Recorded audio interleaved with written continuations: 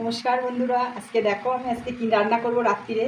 আজকে আমি ওল দিয়ে রুই মাছের তরকারি করব। আপনাদের দাদা বাজার থেকে ওল কিনে নিয়ে এসছে। এখানে দেখো আমার রুই মাছ কাটা হয়ে গেছে, ওলটা আমি কেটে নেব। এই যে বন্ধুরা, মাছটা আমি ধুয়ে নিয়েছি, ওলটা কেটে নিয়েছি। এই যে দেখুন, নুন হলুদ মাখিয়ে নেব।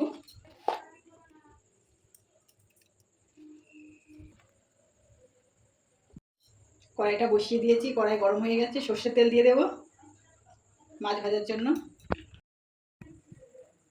এই যে বন্ধুরা, আমি ওলটা একটু হালকা সিদ্ধ করে নেব। তেল গরম হয়ে গেছে, এবারে মাছটা দিয়ে দেবো তেলের মধ্যে। এই যে বন্ধুরা, আমার মাছটা ভাজা হয়ে গেছে, দেখুন কতগুলো মাছ। আমি এই মাছের তেলে জিরে ফোড়ন দিয়ে দেবো, এখানে তেজপাতা দেবো, গোটা গরম মশলা দিয়ে দেবো, এখানে আদা রসুন লঙ্কা বেটে রেখেছিলাম তা দিয়ে দেবো, জিরে বাটা,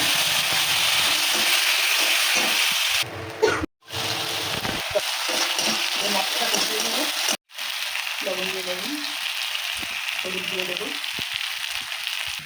সিদ্ধ করা ওলটা দিয়ে দেবো। এই যে বন্ধুরা, আমার ওলটা ভালো করে কষানো হয়ে গেছে, এবার দিয়ে দেবো। এই যে বন্ধুরা, এবার আমি মাছ দিয়ে দেবো,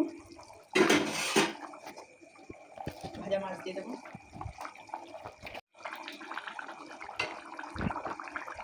এই যে বন্ধুরা, আমার ওল দিয়ে রুই মাছের ঝোল হয়ে গেছে, এবার আমি ঢেলে নেব। তা দেখুন বন্ধুরা, আমার ওল দিয়ে রুই মাছের তরকারি কত সুন্দর কালার হয়েছে, দেখুন দেখতে কত সুন্দর দেখাচ্ছে। এই যে দেখুন বন্ধুরা, কত বড় একটা মাছের ডাগা নিয়েছি, এই যে আমি ওল দেব। তা দেখুন বন্ধুরা, ওলটা কত সুন্দর আলুর মতন সিদ্ধ হয়ে গেছে,